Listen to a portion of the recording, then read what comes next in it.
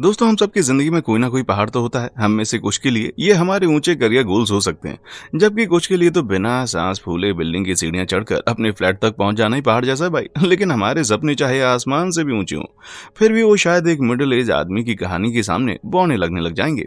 यार, इसने एक असली पहाड़ को काटने में 22 साल लगा दिए, और सबसे क्रेजी बात यह है कि उसने इसे अकेले ही किया।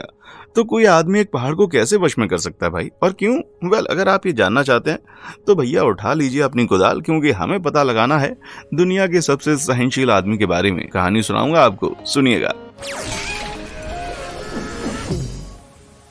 दोस्तों, जब आप किसी ऐसे आदमी के बारे में सुनते हैं जिसने अकेले एक पहाड़ को काटा हो, तो आपको लगेगा कि हम किसी सुपर हीरो के बारे में बात कर रहे हैं। लेकिन इस सच्ची कहानी का हीरो बहुत ही मामूली शुरुआत वाला एक बिल्कुल मामूली सा आदमी है। दशरथ मांझी की कहानी भारत के गया जिले के गहलौर गांव से शुरू होती है, जहां वो लड़का जो बाद में माउंटेन मैन के नाम से जाना जाने लगा बड़ा हुआ था। दशरथ का जन्म 1934 में भारत में मुसहरों के नाम से जाने जाने वाले एक सोशल ग्रुप में हुआ था।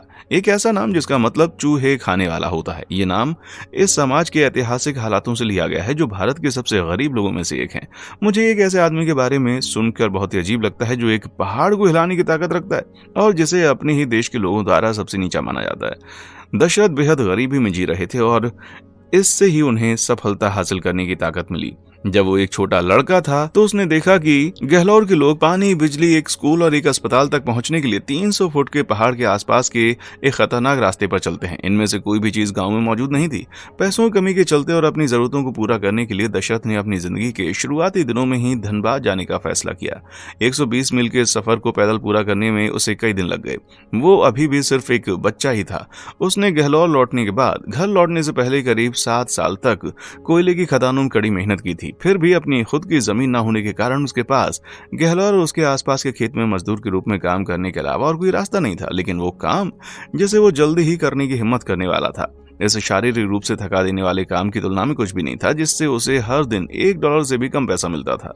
गहलौर लौटने के तुरंत बाद दशरथ ने फाल्गुनी देवी नाम की एक महिला से शादी की और 2 बच्चों के पिता बन गए। जाहिर है कि आप सोच रहे होंगे कि उस आदमी के ऊपर पहले से ही एक पूरे दिन की नौकरी और एक परिवार को संभालने की बहुत बड़ी जिम्मेदारी थी। तो ऐसा क्या हो सकता था जिससे उसने अकेले ही पहाड़ को काटने का फैसला किया होगा? जैसा कि हम समझ चुके हैं, ये गाँव बहुत दूर अंदरूनी हिस्से में था, जिससे अस्पताल जैसी महत्वपूर्ण सेवाओं तक पहुंचना मुश्किल हो गया था। इनफैक्ट वजीरगंज ही सबसे करीबी शहर था जिसमें एक डॉक्टर था, जिसका मतलब यह था कि वहां तक पहुंचने के लिए आपको गहलौर के चट्टानी पहाड़ों के चारों तरफ एक खतरनाक चक्कर लगाना होगा। तो अब हम अपने पहाड़ को साफ तौर पर देख सकते हैं, जो दशरथ और उनके परिवार के लिए जरूरी सभी बुनियादी जरूरतों के बीच सख्ती से खड़ा था। 1960 में एक दिन दशरथ उसी पहाड़ की दूसरी तरफ एक खेत में लकड़ी काटने के लिए काम कर रहा था। वहां दशरथ की पत्नी फाल्गुनी पथरीली पहाड़ी ढलान पर उसे खाना और पानी देने के लिए जा रही थी, जबकि उसके बच्चे पहाड़ की छाया में अपने मामूली से घर के अंदर खेल रहे थे। सिर पर पानी के घड़े को पकड़े हुए अपने पति तक पहुंचने के लिए उसे एक बेहद पतली पथरीली सीढ़ियों पर चलकर जाना पड़ता था, जो उनके गांव को खेत से अलग करती थी। कोई साफ रास्ता और रेलिंग न होने के कारण ये एक ऐसा रास्ता था जिस पर अनगिनत लोग घायल हुए थे या मर गए थे। लेकिन फाल्गुनी हर बार उसे पार करने में जो सावधानी बरतती थी, उसके बावजूद दुख की बात है कि जब वो उस दिन एक ऊबड़ खाबड़ चोटी की ऊंचाई के सबसे करीब थी, वो एक चट्टान पर से फिसल गई और नीचे गिर गई। उस सुनसान पहाड़ से टूटकर गिरते हुए घड़े की आवाज को सुनने के लिए एक आदमी तक वहां पर मौजूद नहीं था। एम्बुलेंस की तो बात छोड़ ही दीजिए।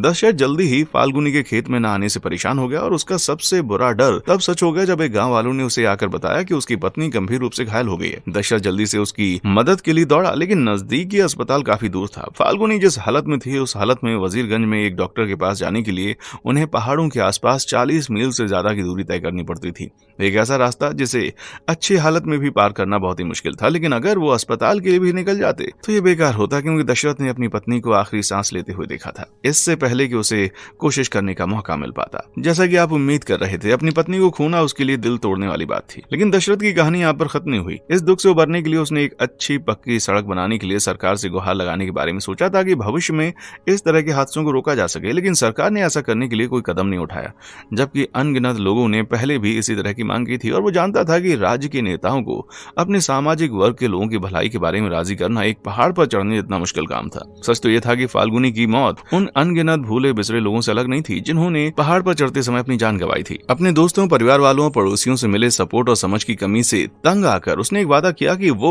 इंसान और नेचर के बीच की इस कहानी को फाल्गुनी को दी जाने वाली श्रद्धांजलि के रूप में जीतेगा और उस भविष्य और आजादी को वापस लेने के लिए एक पहाड़ को हिलाएगा जो उससे छीन ली गई। आप शायद कल्पना कर सकते हैं कि एक छोटे से पहाड़ में छेद करने के लिए भी कितनी मेहनत करनी पड़ती होगी, खासतौर पर ऐसे मामूली औजारों की मदद से। और अकेले पहाड़ को काटने के लिए इस लंबी लड़ाई में शामिल होने की तो बात छोड़ ही दीजिए, लेकिन ये ठीक उसी तरह के औजार और इच्छा शक्ति थी जिनका इस्तेमाल दशरथ ने अपने पूरे सफर के लिए किया था, जिसकी वजह से 1960 में पहाड़ की पहली चट्टान टूट गई थी। लेकिन उसके दुश्मन का सिर्फ हथौड़े और छेनी से सामना करना आसान नहीं था। मैं आपको बता दूं कि गहलोर गांव पूर्वी भारत के दक्षिण बिहार के मैदानों में पहाड़ी इलाके की एक नीची लेकिन सख्त पहाड़ियों के बीच में मौजूद है। 300 फीट ऊंचे इन पहाड़ों का शेप ट्रायंगल जैसा है और ये कॉर्डजाइट नाम से जाने जाने वाले सख्त मेटामॉर्फिक चट्टानों से घिरे हुए हैं। हर दिन उस चट्टानी मीनार को देखते हुए दशरथ समझ गया कि ये पहाड़ ही उसके गांव और बाकी दुनिया के बीच की एकमात्र रुकावट है।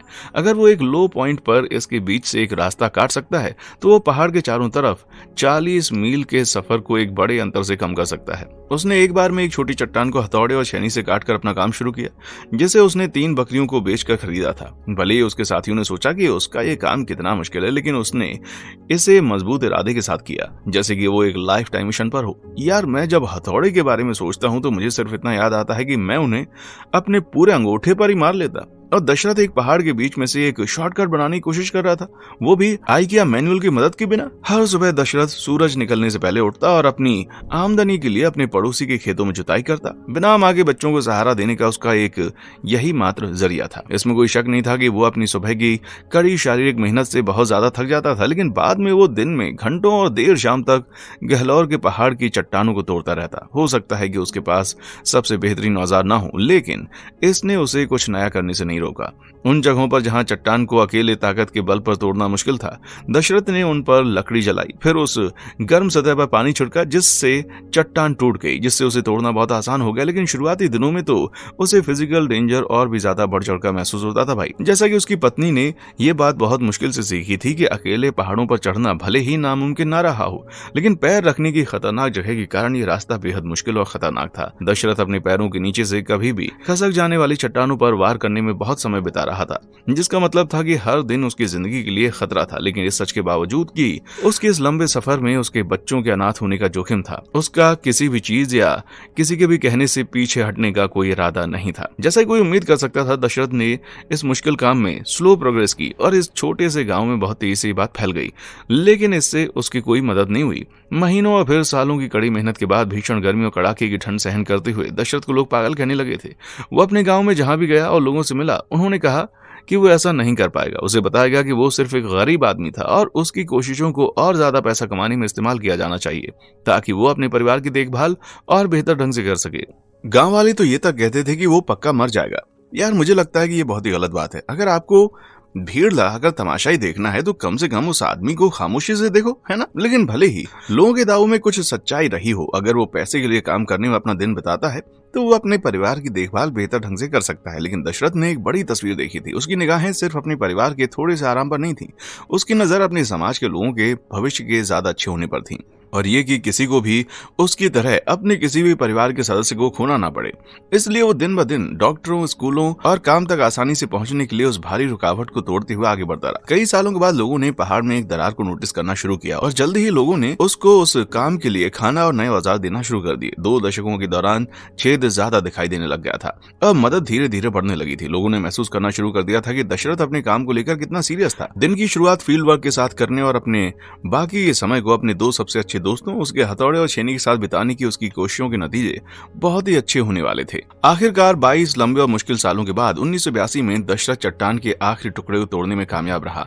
हिम्मत और फौलादी इच्छा शक्ति के साथ उसने एक ऐसी सड़क बनाई जो इमरजेंसी गाड़ियों के चलने के लिए काफी चौड़ी थी, जो लगभग एक चमत्कार था। 43 मील का डेथ वॉक, जो पहले लोगों के लिए एकमात्र रास्ता था, अब 25 फीट ऊंचे और 30 फीट चौड़े किनारों के साथ 360 फीट लंबा शॉर्टकट बन गया था, जिसे सिर्फ एक आदमी ने काट दिया था। जरा 1 मिनट के लिए उसके बारे में सोच कर देखिए। ऐसा माना जाता है कि इजिप्ट में गीजा के महान पिरामिड को बनाने वाले 2.3 मिलियन पत्थर के ब्लॉक्स को एक साथ रखने में लगभग 20 साल लग गए थे।